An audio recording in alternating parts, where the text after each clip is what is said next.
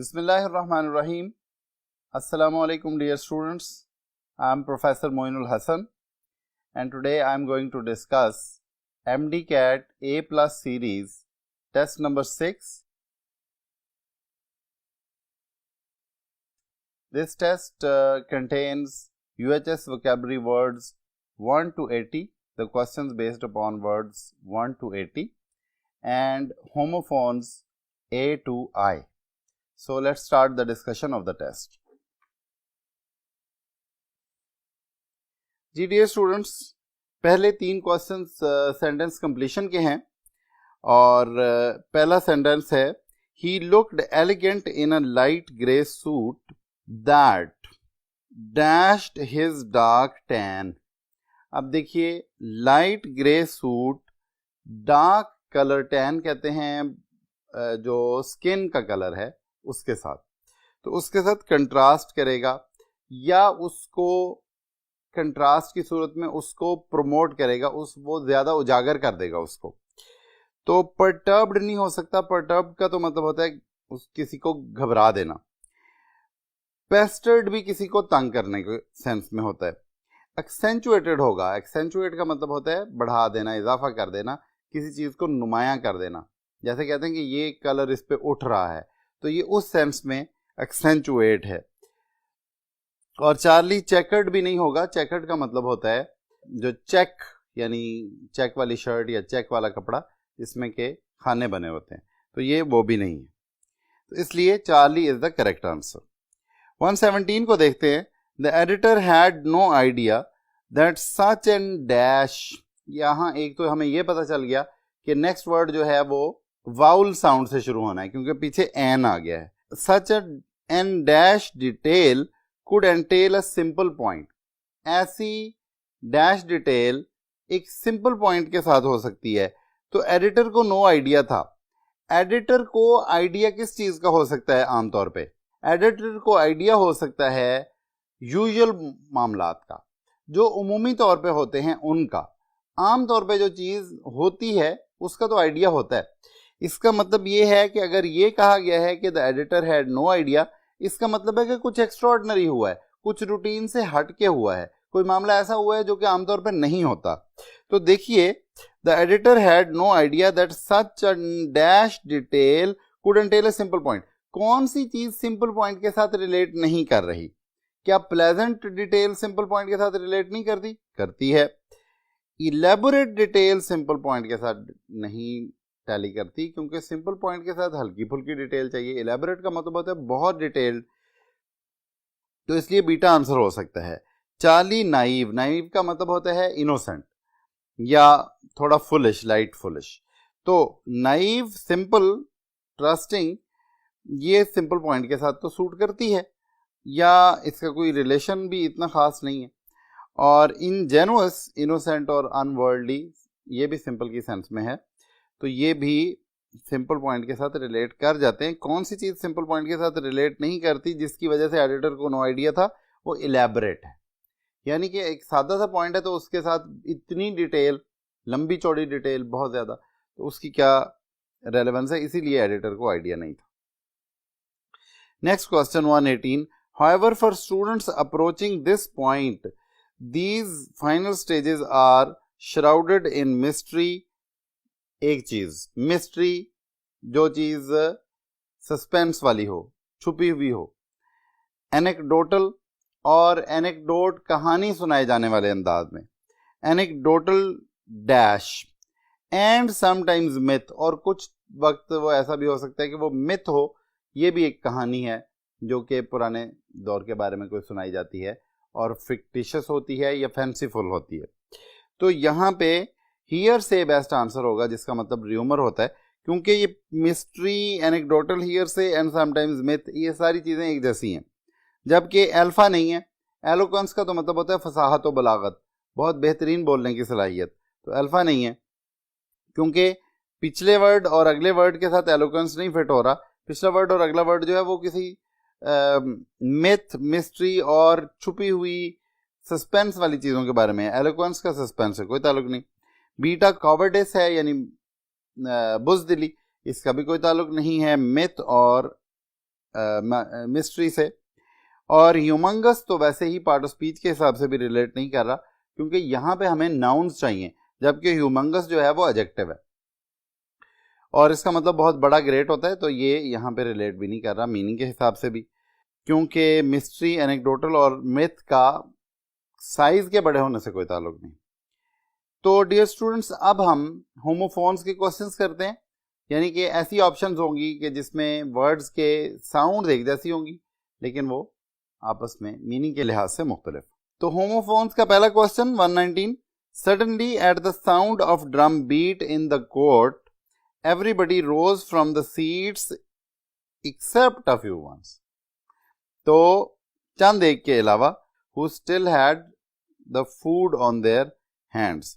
अब देखिए, एक्सेप्ट के अलावा, इसका होमोफोन अल्फा है, एक्सेप्ट कबूल करना, तो वो नहीं है। एक्सेप्ट का तो मतलब कबूल करना होता है, यहाँ रिलेट नहीं कर रहा।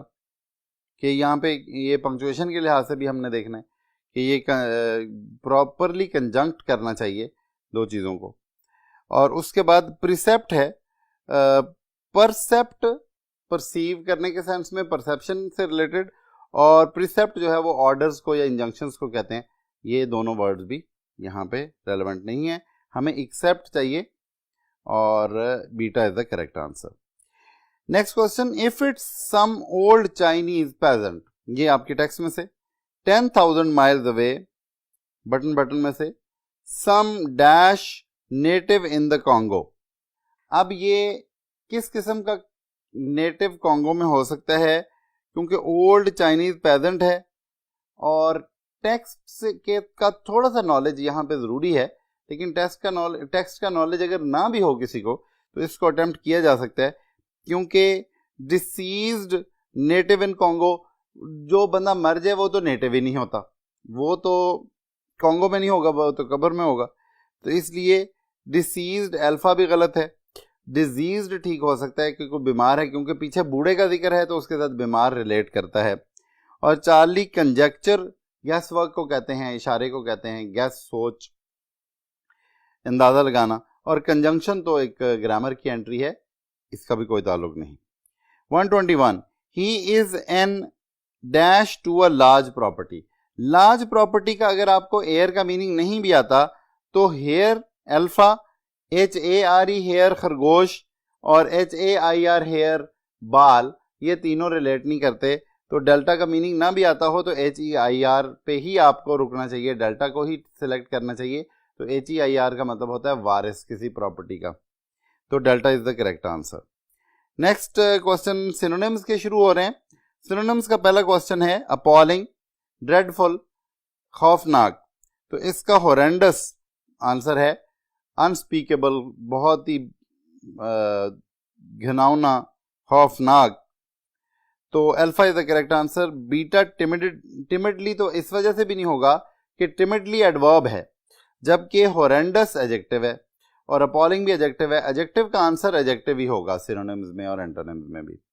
और चार्ली अपीलिंग, अपॉलिंग और अपीलिंग आपस में होमोफोन्स तो हैं, लेकिन अपॉलिंग का मतलब खौफनाक है और अपीलिंग का मतलब अट्रैक्टिव है। ये तो आप एक दूसरे के एंटोनिम्स हैं, तो इस वजह से ये भी आंसर नहीं होगा। और अप्लाइंग भी कोई थोड़ा सा होमोफोन टाइप ही है, लेकिन ये भी मीनिंग के हिसाब से सिनोनिम नहीं है। नेक्स्ट वर्ड है जी बैकेंड। बैकेंड इशारा किया और सिग्नल्ड भी इशारा किया, ये डेल्टा आंसर है। अल्फा सेपरेटेड, अलग कर दिया, कोई ताल्लुक नहीं। डिजर्टेड, छोड़ के भाग गया, बेवफाई कर दी, कोई ताल्लुक नहीं। और क्लैरिफाइड, बात को वाज़ेह किया, इसका भी सिग्नल से कोई ताल्लुक नहीं, इशारा करने से कोई ताल्लुक। तो बैकेंड का सिनोनिम हुआ सिग्नल्ड। नेक्स्ट वर्ड फर्टेलिटी है। फर्टेलिटी मौत को कहते हैं, डेथ, तो mortality alpha is the correct answer. Morbidity बीमारी को कहते हैं, तो मॉर्बिडिटी जरूरी नहीं कि डेथ हो या डेथ की तरफ जाए। और चार्ली फ्रेटर्निटी है। फ्रेटर्निटी का मतलब होता है भाईचारा, तो ये पॉजिटिव वर्ड है फर्टेलिटी से, इसका सिनोनिम का रिलेशन तो बिल्कुल नहीं है। और उसके बाद फिकंडिटी है, फर्टिलिटी, ये सारे थोड़े थोड़े होमोफोन्स हैं, लेकिन एक्चुअल आंसर अल्फा ही है, मॉर्टेलिटी। नेक्स्ट वर्ड ग्लेयर्ड है। ग्लेयर्ड, स्टेयर्ड, घूर कर देखा, तो beta is the correct answer. Alpha में ये जो गलोर है इसका पार्ट ऑफ स्पीच भी नहीं मिल रहा है इसके साथ। गलोर मोस्टली एडवर्ब होता है और यानी मॉडिफायर होता है, और ग्लेयर्ड जो है ये तो वर्ब है, पार्टिसिपल है, और गलोर का मतलब भी नहीं मिल रहा। गलोर का मतलब होता है बहुत ज्यादा मिकदार में होना, अबंडेंट होना, तो ग्लेयर्ड का इससे कोई ताल्लुक नहीं सिनोनिम का। चार्ली इग्नोर्ड ये एंटोनिम है, ये सिनोनिम नहीं है। ग्लेयर का मतलब घूर के गौर से देखना, और इग्नोर का मतलब बिल्कुल इग्नोर करना। फ्लेयर्ड भड़क उठना, तो ये सारे इसके आंसर नहीं है सिवाय स्टेयर्स के। तो stared beta is the correct answer. Next word haggard है। हैगर्ड फटीग्ड, घिसा पिटा, पुराना, दकियानुसी, जिसकी हालत खराब हुई हो, और शैबी इन मीनिंग्स में आता है, वॉर्न, टायर्ड, तो ये फटीग्ड चार्ली इसका करेक्ट आंसर है। डॉन्टेड डराया हुआ, और स्टैगर्ड लड़खड़ाया हुआ, एम्बिगुअस गैर वाज़े, ये आंसर्स नहीं है। इंटेंडेड चेरिश्ड, जिस चीज़ के बारे में सोचा जाए, चाहत की जाए, जो रिक्वायर्ड हो, तो चेरिश्ड इसका करेक्ट आंसर है। अल्फा नहीं है। एग्जाइल्ड तो मुल्क से निकाला हुआ होता है, एब्जॉर्ब्ड समाया हुआ होता है, और प्रोट्रूडेड किसी सतह से बाहर को निकला हुआ, प्रोजेक्टेड होता है। तो ये सारे ही इसके आंसर नहीं है। इंटेंडेड का मीनिंग चेरिश्ड, रिक्वायर्ड, वांटेड होता है, जो चार्ली है। नेक्स्ट वर्ड जिंजरली है, जो सिनोनिम्स का लास्ट क्वेश्चन है। जिंजरली, डेलिकेटली, हेजिटेंटली, और इसका कॉशियसली सिनोनिम है बीटा। जाइगेंटिक वैसे भी पार्ट ऑफ स्पीच भी नहीं मिल रहा, एक एडजेक्टिव है और एक एडवर्ब है, तो जाइगेंटिकली वैसे भी होता भी एलवाई भी होता तो फिर भी वो आंसर नहीं था। बड़ा होना छोटे होने का, जिंजर मोहतात होने से ताल्लुक नहीं है। चार्ली ग्रेशियसली, शानदार तरीके से, सखावत के साथ, तो ये जिंजरली का एंटोनिम हो सकता है, सिनोनिम नहीं हो सकता। और ग्रॉगीली, स्लीपीली, ये भी जिंजरली का कोई ना सिनोनिम ना एंटोनिम है। तो एंटोनिम्स के अब क्वेश्चंस को हम देखते हैं। क्रेडेंशियल्स, किसी बंदे के फैक्ट्स एंड फिगर्स, किसी बंदे की सलाहियतें, किसी बंदे के एजाजात। तो डिसअप्रूवल के किसी बंदे के ऊपर लगी हुई पाबंदियां कि तुमने ये भी नहीं करना, ये भी नहीं करना, तुम्हारे पास ये भी नहीं है, वो भी नहीं है, तो ये डिसअप्रूवल जो है वो क्रेडेंशियल्स का एंटोनिम है। ऑथराइजेशन जो अल्फा है ये क्रेडेंशियल्स का सिनोनिम हो सकता है। और डिटीरियोरेशंस का सिनोनिम एंटोनिम से कोई ताल्लुक नहीं क्रेडेंशियल्स के साथ, क्योंकि डिटीरियोरेशन का मतलब होता है तबाही, बर्बादी और नुकसान। और फ्लक्चुएशंस, तब्दीलियां, तो फ्लक्चुएशंस का भी क्रेडेंशियल्स के साथ सिनोनिम एंटोनिम वाला ताल्लुक नहीं है।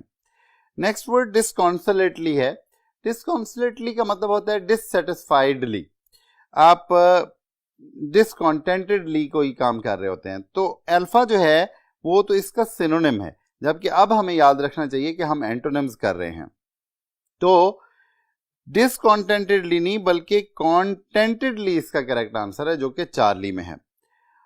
नेक्स्ट क्वेश्चन है डिसकॉन्सोलेटली के बाद एनचेंटेड। एनचेंटेड का मतलब चार्म्ड, अट्रैक्टेड, तो इसका एंटोनिम होगा अवर्स, यानी कि जिस चीज से नफरत हो, जिस चीज से हम बंदा दूर भागे। तो Charlie is the correct answer. Preferred तो थोड़ा सिनोनिम की तरफ ही बात जाएगी। अगेंस्ट, हैरान, परेशान, तो ये एनचेंटेड का एंटोनिम नहीं है, वैसे नेगेटिव वर्ड जरूर है। और डिजायर्ड भी एनचेंटेड का सिनोनिम की सेंस में ही आ रहा है, सिर्फ अवर्स जो है ये इसका करेक्ट एंटोनिम है। नेक्स्ट वर्ड फ्लॉलेसली है, तो फ्लॉलेसली परफेक्टली को कहते हैं, और इम्परफेक्टली इसका एंटोनिम है। ये इजी था कंपैरेटिवली क्वेश्चन। तो डियर स्टूडेंट्स, नेक्स्ट जो क्वेश्चन है वो 133 है। फ्रिक्शन। फ्रिक्शन का जो करेक्ट एंटोनिम है वो स्मूथनेस है, डेल्टा। एब्रेशन इसका सिनोनिम है, तो एब्रेशन से आपने नहीं, इसमें शिकार नहीं होना। और आर्बिट्रेशन का मतलब होता है दो लड़ाई वाले ग्रोहों में सुलह सफाई, और एब्रोगेशन किसी मामले को कैंसिल कर देना, तो ये आंसर नहीं है, delta is the correct answer. Next जो वर्ड है हैवक, उसका मतलब तबाही बर्बादी होता है, इसका अल्फा आंसर नहीं है। हॉरिफाइड, ये पार्ट ऑफ स्पीच के हवाले से भी आंसर नहीं है, क्योंकि देखिए हैवक नाउन है और हॉरिफाइड जो है ये एडजेक्टिव है, तो इस वजह से भी ये आंसर नहीं है। हॉरिफाइड का मतलब डरा हुआ, और ये अगर हॉरिफिक के तौर पे भी लें या किसी और तरीके से भी लें तो हॉरर जो है वो हैविक का सिनोनिम एलिमेंट बनता है, एंटोनिम एलिमेंट नहीं बनता। बीटा को देखिए हार्मोनाइज, अगर यहाँ हार्मनी होता तो हम शायद कुछ सोचते, लेकिन ये हार्मोनाइज है, ये भी पार्ट ऑफ स्पीच रिलेट नहीं कर रहा। ऑर्गेनाइजेशन हैवक का थोड़ा सा एंटोनिम बन सकता है कि ऑर्गेनाइजेशन में तरतीब होती है, लेकिन ऑर्गेनाइजेशन का एक मतलब जो है वो तंजीम भी होता है। हैवक भी नाउन है और ऑर्गेनाइजेशन भी नाउन है, इस हवाले से तो ठीक है, और मीनिंग के हवाले से भी थोड़ी सी रेलेवेंस बन रही है, लेकिन सस्टेनेंस की रेलेवेंस बहुत ज़्यादा बन रही है, क्योंकि हैवक का मतलब तबाही बर्बादी जिसमें कि चीज़ों की डिस्ट्रक्शन होती है, और सस्टेनेंस में चीज़ों की बहाली होती है, चीज़ों की सस्टेन करना होता है और उनका अपनी जगह पे मौजूद होना होता है। तो इस वजह से डेल्टा जो है वो इसका एंटोनिम होगा, सही वाला। लास्ट जो क्वेश्चन है हमारा एंटोनिम्स का और इस टेस्ट का भी, वो है इल्यूमिनेशन। इल्यूमिनेशन का मतलब है रोशनी, और इसका एंटोनिम होगा मर्क, जिसका मतलब होता है हल्का हल्का अंधेरा। बाकी वर्ड्स नहीं है। इलस्ट्रेशन का मतलब है वजाहत, और शिमर भी रोशनी को स्पार्कल या ग्लिसनिंग को कहते हैं। तो ये इल्यूमिनेशन का शिमर जो है ये इल्यूमिनेशन का एक्चुअली सिनोनिम है, जबकि हमें एंटोनिम चाहिए। और डेल्टा भी आंसर नहीं है। रूमिनेशन का मतलब होता है थिंकिंग का प्रोसेस। तो इस वजह से चार्ली करेक्ट आंसर होगा एंटोनिम के तौर पे 135 का। तो डियर स्टूडेंट्स, ये हमने आप लोगों के लिए टेस्ट डिस्कस किया, टेस्ट नंबर 6 वोकैबुलरी का, MDCAT A+ सीरीज़ का। आई होप कि ये आप लोगों के लिए मुफीद रहेगा। अपना ख्याल रखिए। अल्लाह हाफ़िज़।